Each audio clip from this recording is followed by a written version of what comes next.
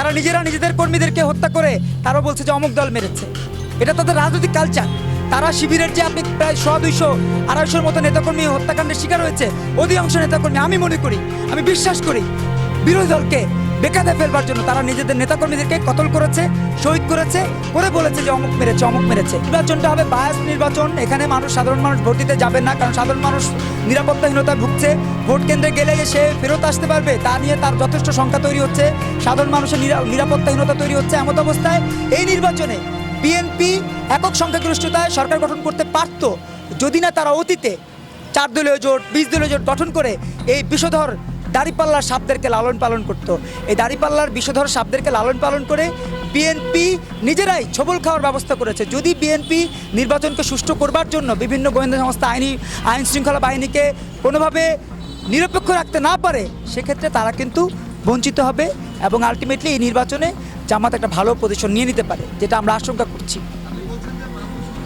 যাবে না, যাবে না।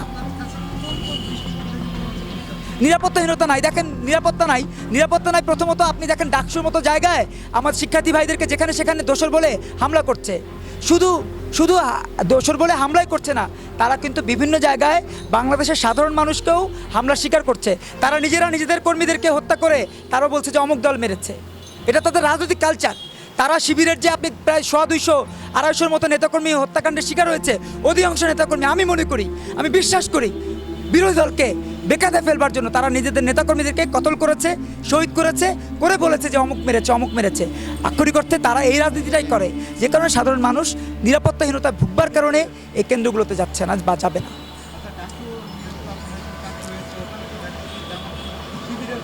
না, শিবিরের না, ওটা শিবিরের না ভাইয়া, আপনারা অনেকে ভুল করেন।